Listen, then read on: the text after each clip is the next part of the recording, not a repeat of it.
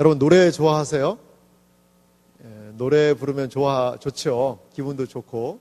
노래에는 근데 단순히 우리를 기쁘게 하는 것만 있는 것 같진 않아요. 노래에는 때로 좀 이 삶이라는 게 묻어나는 것 같아요. 인생에 대한 모습이 노래 속에는 좀 묻어나는 것이 아닌가 생각이 들어요. 저는 요즘 노래는 잘 모르겠어요. 요즘에 무슨 노래가 유행하는지 뭐 엑소 이런 자매들이 열심히 하는 것 같기도 한데 잘 모르겠어요. 제가 이제 아는 건 이제 신화, H.O.T, 소녀시대 지금도 있죠. 다시 재결성했어요. 예, 아무튼 소녀시대 노래는 모르는데 그런 게 좀 유명하다는 건 듣습니다. 근데 조금 이제 흘러간 노래에서 참 죄송하긴 한데 그 노래 속에는 삶에 대한 진지함이 때로 묻어나는 것 같아요. 여러분 김광석이라는 가수 아세요? 이제 누구는 자살이다 아니다 여러 가지 얘기가 있습니다만 그 사람이 불렀던 노래 중에 서른쯤에라는 노래가 있어요. 서른쯤에. 이 서른쯤에라는 곡이요 1994년도에 지어졌더라고요. 이 노래보다 지금 나이가 더 안 드신 분들이 여기 계시긴 해요. 태어나기 전에 만들어졌던 노래가 있기도 한데 서른쯤에라는 그런 노래가 있어요. 이제 그 노래는 이제 강승원이라는 분이 이제 곡을 만들었는데 김광석이라는 분이 노래를 불렀죠. 근데 이 노래가 가수들한테 상당히 좀 인기가 있는 노래인가 봐요. 그래서 리메이크 곡이 24곡이나 된대요. 다시 부른 노래죠. 그리고요 2007년도에는요 이 노래가 음악 평론가들 사이에서 최고의 노랫말로 선정이 됐다는 거예요. 이 가사가 너무나도 좋다, 아름답다 라고 인정된 곡입니다. 이 노래 어떻게 하는지 아세요, 여러분? 잘 몰라요. 유튜브에 쳐보세요. 유튜브에. 거기에 이런 가사들이 있어요. 참 애절한 가사이긴 한데 점점 뭐한다? 멀어져 간다. 머물러 있는 청춘인 줄 알았는데 비어가는 내 가슴 속엔 더 아무것도 찾을 수 없네. 점점 멀어져 간다는 거예요. 그래서 계절은 다시 돌아오지만 떠나간 내 사랑은 어디에? 그럼 이제 사랑에 대한 노래도 있죠. 내가 떠나보낸 것도 아닌데 내가 떠나온 것도 아닌데 조금씩 잊혀져 간다. 머물러 있는 사랑인 줄 알았는데 또 하루 잊혀져 간다. 그러면서 뭐라고 이 사람이 노래를 해요? 매일 이별하고 살고 있구나. 매일 이별하고 살고 있구나. 그러면서 노래를 해요. 그러니까 그 인생 이 서른쯤에 인생에 대해서 노래할 때 마지막에 매일 이별하며 살고 있구나.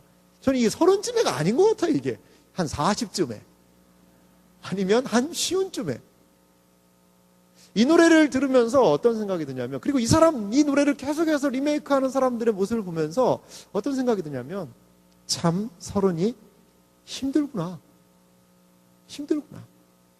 그래서 그 날들이 얼마나 좋아요.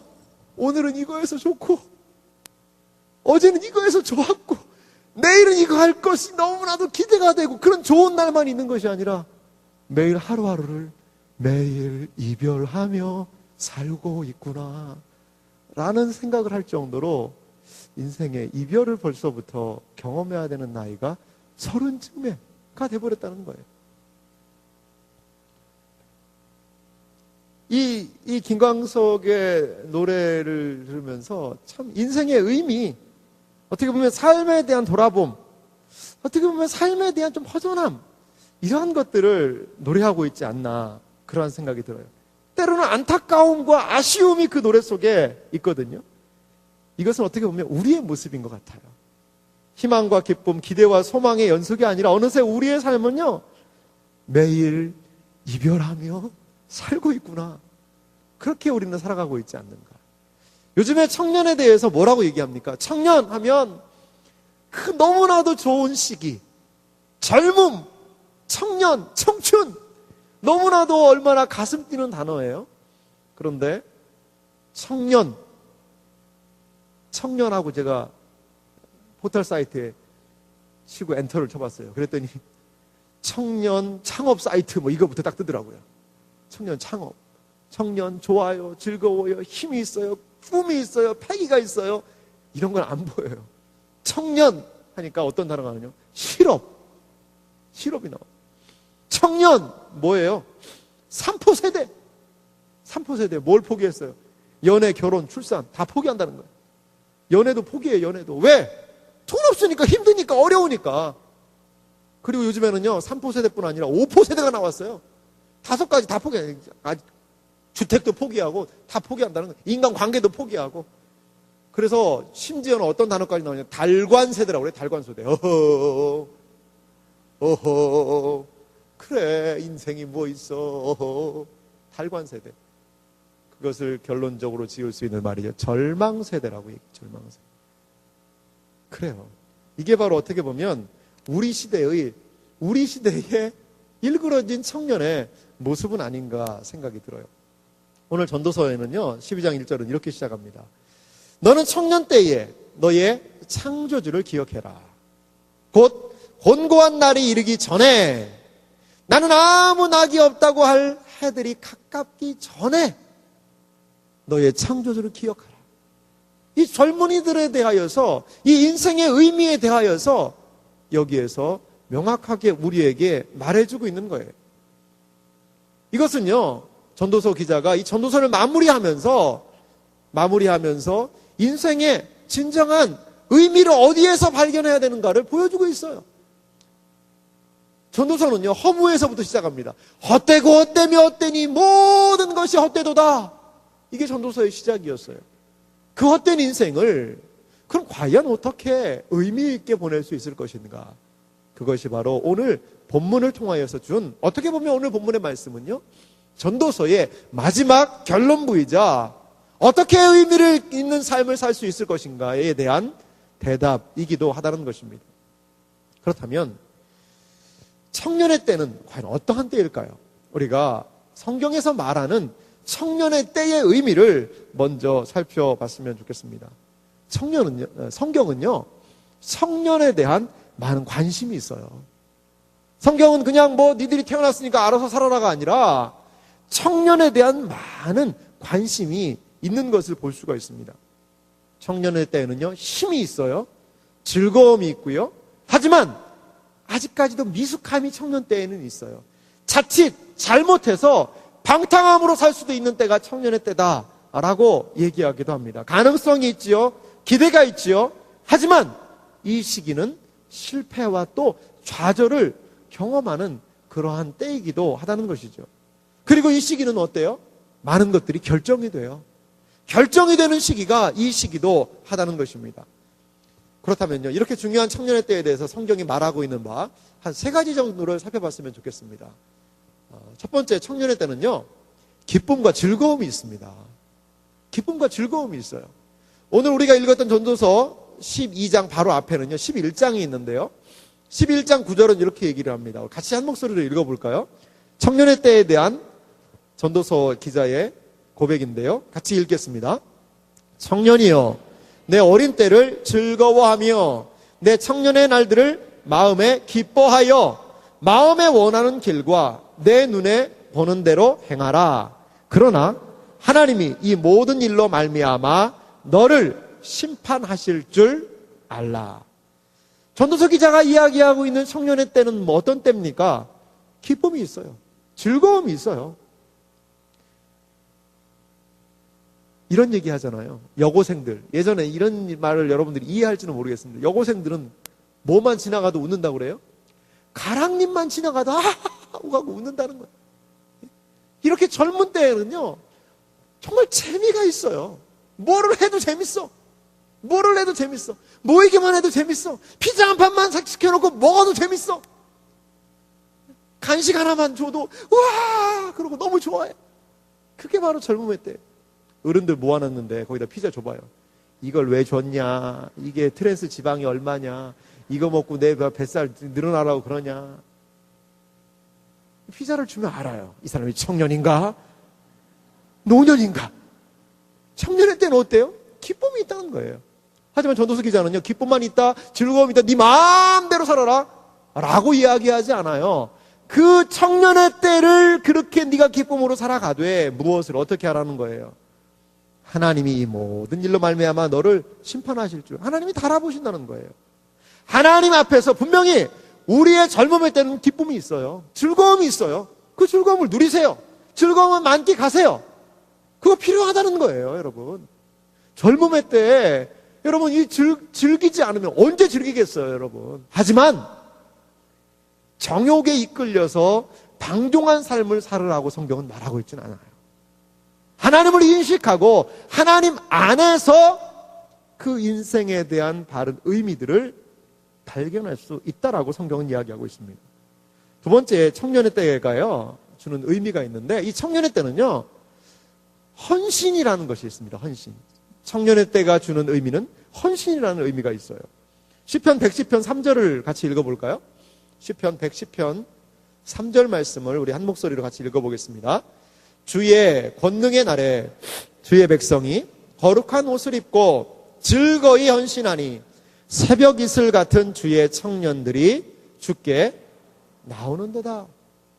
그래요. 여기 이제 주의 권능의 날에 주의 백성이 거룩한 옷을 입고 즐거이 헌신하니 새벽 이슬 같은 주의 청년들이 주께 나오는도다. 이 권능의 날이 언젠가를 알아야 되겠잖아요. 권능의 날이라는 것은요, 이건 예수님과 연결된 본문입니다. 시편 110편은 신약의 구약이지만 예수님과 연결된 본문이에요. 예수님께서 죽으시고 부활하셔서 이 세상에 대한 온전한 통치를 하시는 그 시기, 통치권을 가지시는 그 시기, 그때부터 예수님의 권능이 시작됐다라고 많은 사람들은 보고 있어요. 그래서 이것은 예수님의 통치와 연결된 거예요. 예수님의 다스리심과 연결된 거예요. 예수님의 다스리심 통해서 우리는 무엇을 해야 돼요? 그 예수님의 다스리심에 순종해야 하고 헌신해야 한다는 거예요. 본문 한번 다시 보여주시겠어요? 자막으로. 여기 보면요, 주의 백성이라는 단어가 나오죠. 이 주의 백성이 어떻게 해요? 거룩한 옷을 입고 즐거이 헌신한다라고 얘기하고 있습니다. 그런데 이 주의 백성과 동일한 단어가요, 새벽 이슬 같은 주의 청년이에요. 새벽 이슬과 같은 주의 청년이라는 단어는요, 주의 백성과 이퀄 관계예요. 왜 이렇게 표현을 했습니까? 하나님의 백성들에게 이런 힘이 있다는 거예요. 이러한 패기가 있다는 거예요. 이러한 싱그러움이 있다는 거예요. 하나님으로 말미암아 은혜를 받은 자들은 마치 청년과도 같이 이슬의 새벽 이슬을 먹음과도 같은 그 청년의 기상이 하나님의 백성들에게 있다는 거예요. 그러면서 주의 백성에게 요구하는 바가 무엇이었습니까? 그것은 즐거이 헌신한다는 거예요. 헌신. 하나님의 백성이 이 새벽 이슬과도 같은 청년들이 하나님께 헌신한다는 거예요. 그것도 어떻게 해요? 즐거이. 청년의 때에 가장 중요한 이미지와 키워드가 뭔지 아세요? 헌신이에요. 이때 헌신하지 않으면요, 언제 헌신하겠어요? 여러분들이 가지고 있는 열정, 여러분들이 가지고 있는 힘, 그리고 여러분들이 가지고 있는 그 도전하고 싶은 그 마음, 그것이 온전한 방향성을 가지고 주께 나아갈 때 그것은 헌신이 될 수 있다는 것입니다. 청년의 때, 그때는 바로 헌신의 때라는 것을 여러분 기억하시기 바라요. 여기 근데 새벽 이슬 같은 청년이라고 얘기를 하고 있어요. 이슬. 왜 이슬이라는 얘기를 했을까요? 이슬. 이슬 하면 여러분 뭐가 생각나세요? 술 생각하면 안 돼요. 술 생각. 이 일부 사람들이 보니까 참 이슬이요, 얼굴에 그런 표정이 있긴 한데 그건 아니에요. 이슬은요, 팔레스타인 땅에요, 너무나도 중요한 요소가 이슬입니다. 왜? 거기는 비가 많이 안 와요. 우리도 가뭄이니까 어때요? 엄청 힘들었잖아요, 이번에. 뭐 41년 만에 42년 만에 이런 가뭄이 들었다 이런 얘기도 하는데, 그 팔레스타인 땅도요, 건기 때는요 생식물이 살아갈 수가 없어요. 그런데 이 북쪽의 헐몬산은 만년설이 있거든요. 거기에서부터 습윤한 것이 그 이슬이요 온 팔레스타인 지방에 쫙 내리는 거예요. 그 축축한 그 이슬의 기운에 먹으면서 그래도 식물들이 살아나는 거예요.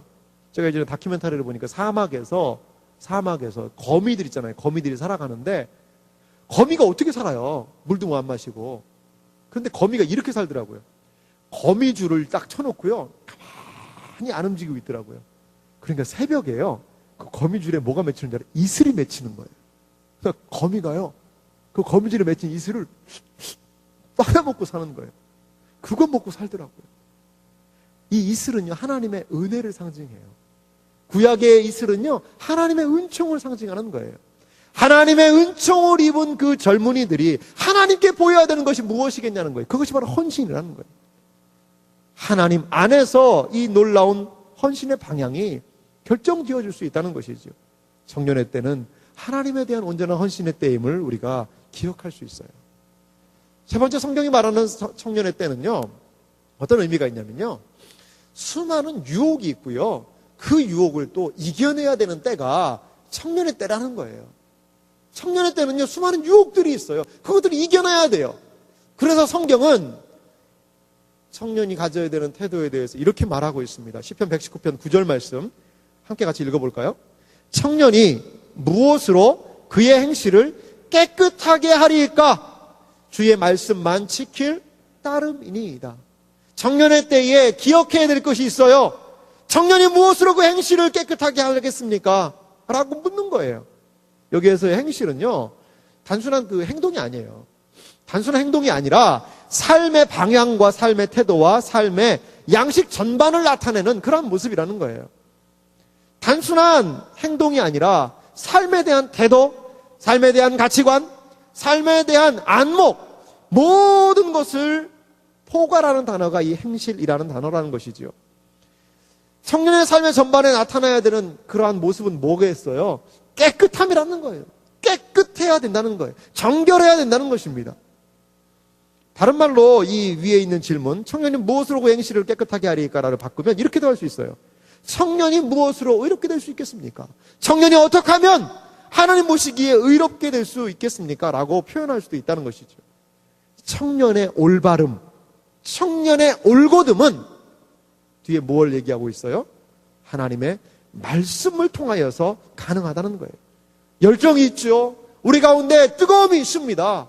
그런데 그 뜨거운 방향이 올바로 방향 지어지지 않으면 자칫하면 그릇된 모습으로 나아갈 수 있다는 것입니다. 그래서 시편 기자는 무엇을 말하고 있어요? 주의 말씀만 지킬 따름이니이다. 청년이 어떻게 하면 그 행실을 깨끗하게 하겠습니까? 하나님의 말씀의 기준을 세워서 나아갈 때에만 온전하게 깨끗함을, 정결함을 유지할 수 있다라고 청년의 때의 의미를 시편 기자는 얘기하고 있습니다. 본문은 계속해서 우리에게 얘기하고 있어요.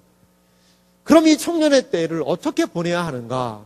청년의 때에 뭐라고 얘기하고 있어요? 우리 전도서 12장 1절 말씀 상반절을 다시 읽어보겠습니다.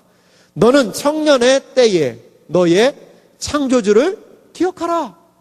이러한 중요한 청년의 때, 이렇게 의미 있는 때, 유혹이 있지만 그 유혹을 이겨내야 되는 때, 헌신의 때, 그리고 즐거움과 기쁨이 있는 이 때를 어떻게 살아야 할 것인가?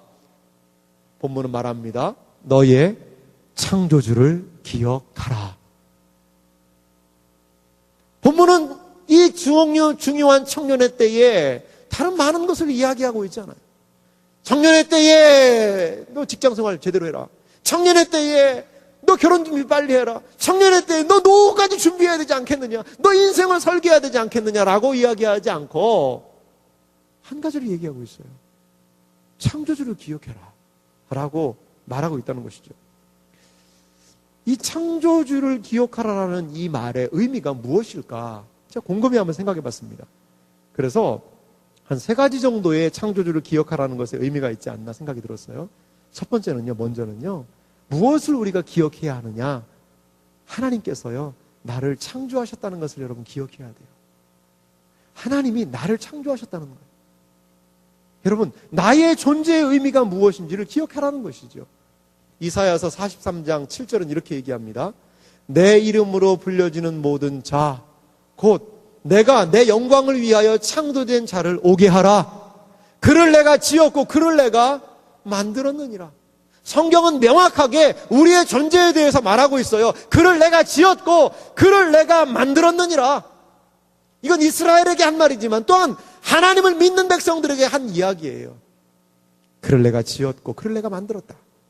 놀만큼 놀아봤어는 이건 여러분들이 알아서 좀 찾아서 좀 놀만큼 논 사람은 한번 꼭 이 노래를 한번 보기로 해요. 간단하게 소개를 하면 난 놀 만큼 놀아봤어. 또 벌 만큼 벌어봤어. 즐긴 만큼 즐겨봤어. 결국엔 또 허전했어. 언제나 그때뿐이었지. 아침에 술 깨 겨우 일어날 때 그 기분이 싫어졌어. 이런 날 어서 구원해줘, 베이비. 근데 가져도 왜 계속 배가 고프지? 즐긴 만큼 즐겨봤어. 결국 또 허전해졌어.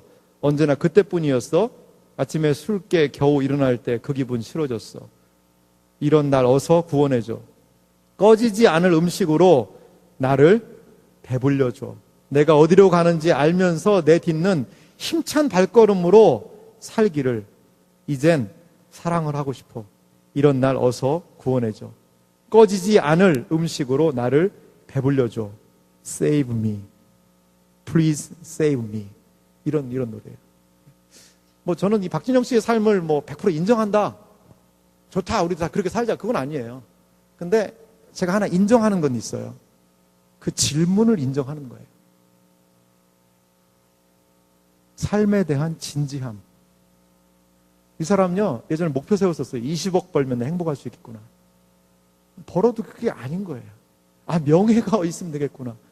그게 아닌 거예요. 저는 이런, 참 삶에 대한 정직함을 가지고 있다고 봐요. 삶에 대한 정직함을 가지고 몸부림치고 있다고 봐요. 그게 뭐예요? 우리는, 저분 같은 경우에는 그 삶에 대한 그 해답을 머리로 알겠다는 거잖아요. 머리로 알겠다는, 근데 안 믿어진다잖아요. 괴롭다는 얘기를 하잖아요. 여러분, 우리에게 있는 이 가치가요. 저분이 3년간 거기 가서 공부하면서 얻고 자신이 예전에 생각했던 그 모든 것들을 막 쓰레기통에 던져버리고 싶다는 이야기를 할 정도로 그렇게 중요한 깨달음과 가치예요. 그게 뭐예요? 그게 뭐예요? 그를 내가 지었고 그를 내가 만들었느니라. 너를 내가 지었고 너를 내가 만들었다는 하나님과의 관계, 하나님 안에서의 의미, 이것이 우리 기독교 신앙이 우리가 기억해야 될 가장 중요한 가치라는 것입니다. 인생의 의미가 뭐예요, 여러분? 인생의 의미가 뭐예요? 돈 있으면 행복하냐? 좋은 여자를 만나면 행복하냐? 결혼하면 행복하냐? 좋은 남자를 만나면 행복하냐? 공부를 많이 하면 행복하냐? 좋은 직장과 명예를 얻으면 행복하냐? 인생이 결국적으로, 궁극적으로 우리에게 주는 것, 그거 허무잖아요. 허무하잖아요. 죽어버리면 모든 것들이 끝나버리잖아요. 죽음 앞에서 무슨 의미가 있어요? 스포츠카, 페라리, 죽음 앞에서 무슨 의미가 있냐고요. 여러분들이 가지고 있는 돈, 지갑 속에 많이 가지고 있는 돈, 여러분들의 미모, 여러분들의 건강, 그게요, 죽음이라는 그 단어 앞에서 무슨 의미가 있냐는 거예요. 그 모든 것 가운데서 의미 있는 한 가치가 있습니다. 그것은 무엇일까요? 하나님이 나를 창조하셨다는 거예요. 그 하나님이 나의 하나님이 되신다는 거예요.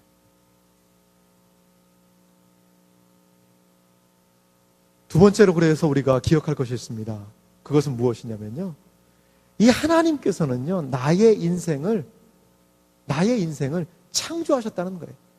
첫 번째로 하나님이 나를 창조하셨다는 것과 더불어서 하나님이 나의 인생을 창조하셨다는 것을 여러분 기억하시기 바랍니다. 그래, 나는 하나님이 창조한 존재야. 하지만 내 인생은 나의 것이야. 노래 가사 있잖아요. 내 인생은 나의 것. 그래서 그런 노래가 한때 유행을 했어요. 내 인생은 나의 것. 내가 할 수 있다는 거예요. 내가 컨트롤할 수 있다는 거예요. 내가 움직이고 조정할 수 있는 것이 나의 인생이다 라고 생각한다는 것이죠. 하지만 여러분, 여러분의 인생 여러분의 것이에요? 여러분의 마음대로 됩니까? 우리의 인생은요, 우리가 컨트롤할 수 있는 것이 아니에요. 우리가 움직여낼 수 없다는 것이죠. 그래서 우리의 인생, 나의 인생을 창조하신 그 하나님께 나의 인생의 일생까지도 의탁하는 것이 필요하다는 것이죠. 시편 37편 4절에서부터 6절은 이렇게 얘기합니다. 우리 한 목소리로 같이 읽어보겠습니다. 또 여호와를 기뻐하라. 그가 내 마음의 소원을 내게 이루어 주시리로다. 내 길을 여호와께 맡기라. 그를 의지하면 그가 이루시고 내 의를 빛같이 나타내시며 내 공의를 정오의 빛같이 하시리로다. 아멘. 그렇습니다.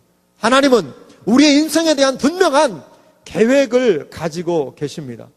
하나님은 우리를 만든 것에 국한되어진 분이 아니시라는 것입니다. 그 하나님께서는 우리를 만드시고 우리의 인생에 대한 계획을 가지고 이끌고 계시는 분이라는 것을 기억하시기 바랍니다. 우리가 인생에서 가져야 되는, 그 하나님께 그럼 가져야 되는 태도가 무엇이겠습니까? 그것은 그를 의지하는 것입니다. 여호와께 우리의 인생을 맡기는 것입니다. 그에게 의탁하는 것입니다.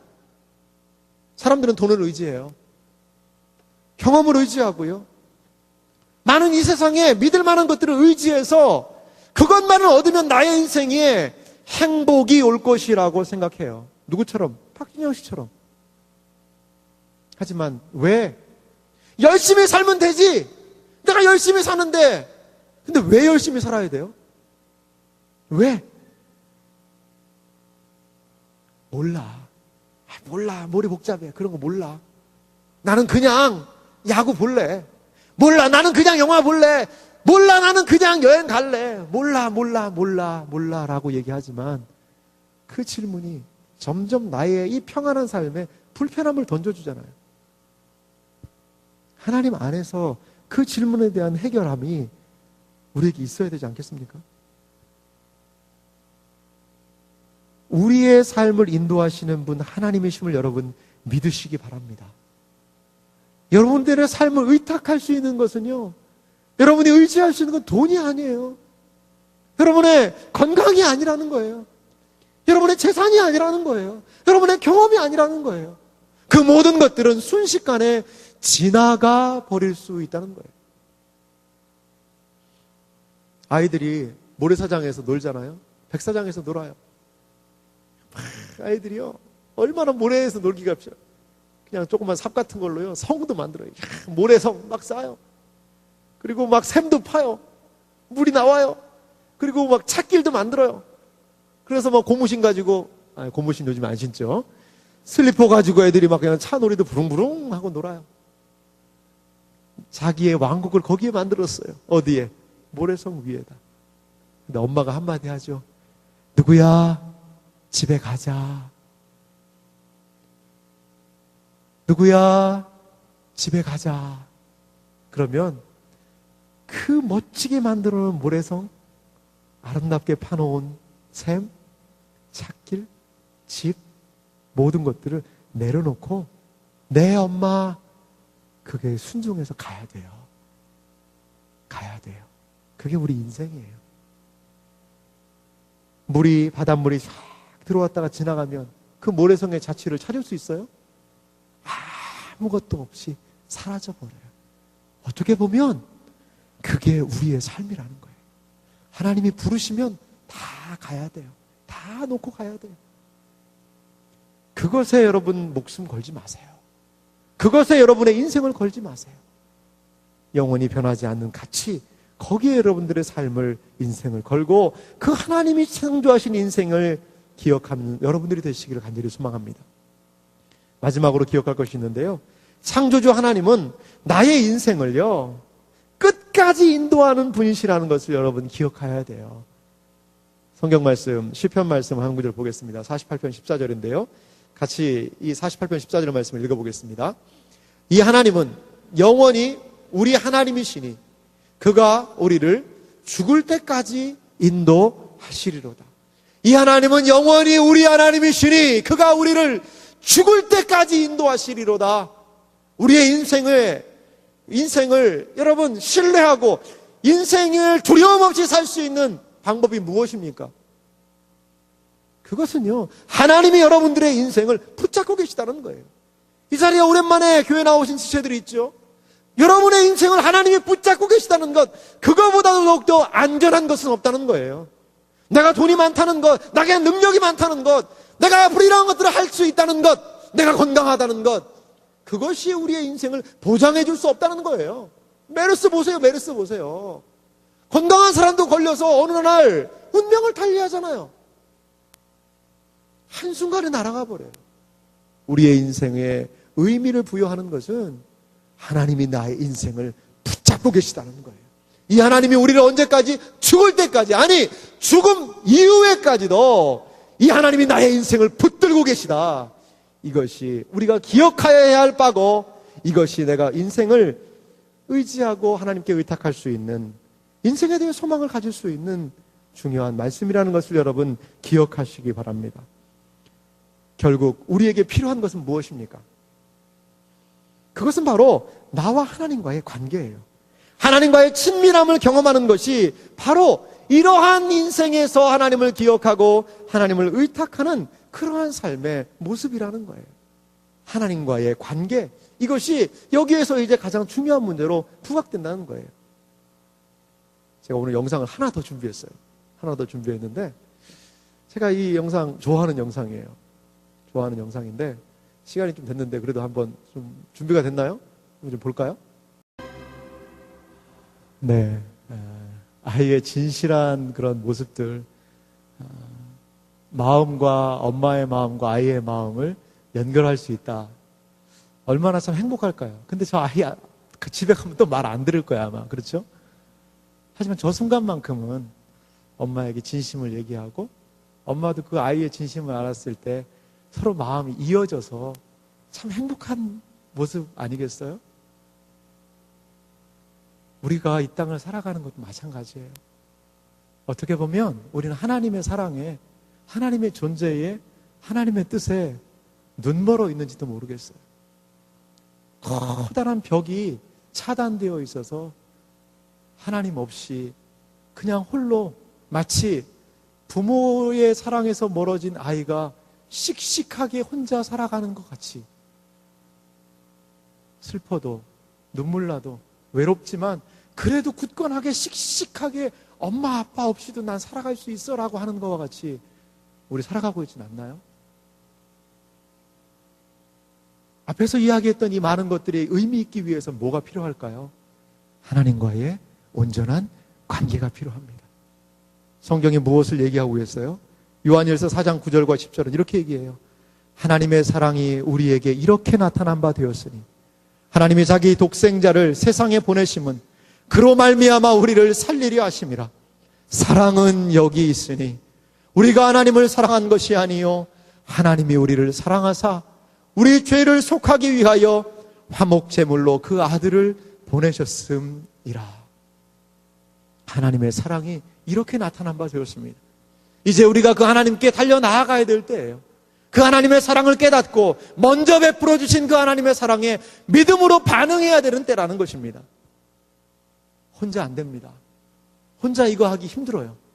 여러분, 이제 여러분 공동체를 만나야 돼요. 혼자 신앙생활하지 마세요. 혼자 고민하지 마세요. 혼자 울지 마세요.